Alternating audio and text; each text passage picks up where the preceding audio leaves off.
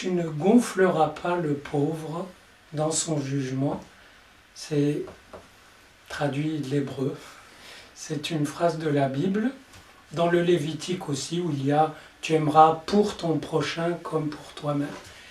Et ça signifie que c'est une parole pour ceux qui jugent, pour les juges, les magistrats. Il ne faut pas donner à quelqu'un plus d'importance parce que c'est un pauvre, parce que c'est un humble, parce que c'est quelqu'un des couches inférieures de la société. S'il a besoin de justice, c'est la justice qu'il faut lui donner. La loi, ni plus ni moins. Le gonfler, le glorifier, le faire que tout un appareil d'État prend fait et cause pour lui. Par exemple, dans le cas de cette femme qui a affaire à Strauss-Kahn, c'est dire quoi? C'est une dénégation. C'est dire, vous voyez, on est capable, nous, de remuer ciel et terre et de taper, même les plus grands, pour la justice, pour que justice soit faite pour une personne comme ça. Et justement, parce qu'elle est humble, c'est une travailleuse, etc. Mais là, il y a une perversion, là aussi. Parce que c'est une façon de jeter en pâture à toute l'opinion. Regardez comme nous, on est exigeants sur la justice. Regardez comme on ne cède. On ne cède sur rien. Vous êtes dans un système de justice presque parfaite. Vous voyez, et ça, cette dénégation, c'est une pure hypocrisie, parce que non seulement c'est pas vrai, et que les faits l'ont assez démontré. Je veux dire, le nombre de banquiers qui ont mis des gens à la rue, on ne les a pas touchés.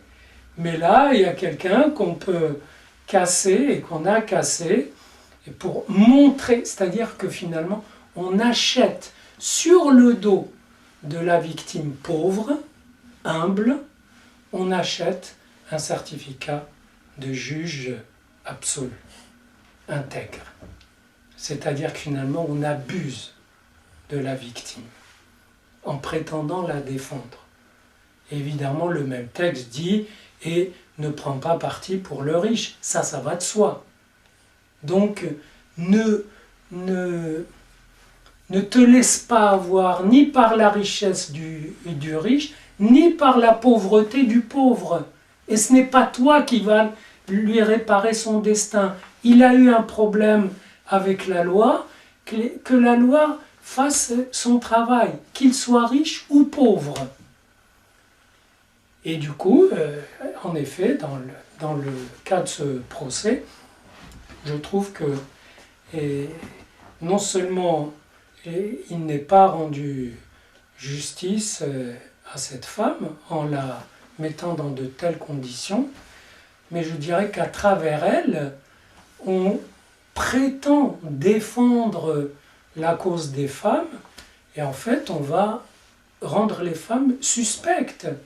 Ça veut dire que, à partir de là, si un homme sympathise avec une femme, l'amène chez lui ou va chez elle, prendre un verre, et qu'elle a envie, pourquoi pas, de l'emmerder, elle peut très bien dire, voilà, il m'a emmené chez lui en simple amitié et il m'a sauté dessus. Qu'est-ce qui va empêcher ça? Qu'est-ce qui va empêcher ça? À titre de suspicion, c'est-à-dire à titre de phobie. Autrement dit, en faisant une entorse à une loi minimale, je dis biblique parce que la Bible a rassemblé certaines lois incroyables, de pureté, de simplicité, qui est comme celle-là, ou comme, je ne sais pas, ne met pas d'obstacle devant un aveugle, ce qui est une façon de dire, voilà, ne sois pas trop pervers. Et là, c'est pervers, ce qui a été fait, et du coup, le résultat, c'est une espèce de justice terrifiante, terrorisante. Et je pense qu'à travers cet abus, peut-être qu'on est non seulement loin de la justice, mais on est en pleine gestion des masses urbaines, sociales. C'est comme si un message nous était envoyé. Mes petits chéris, il ne faut pas moins que ça, que cette terreur, ou que cette erreur, pour assurer le vivre ensemble.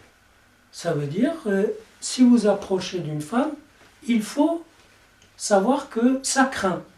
Il faut savoir que, voilà.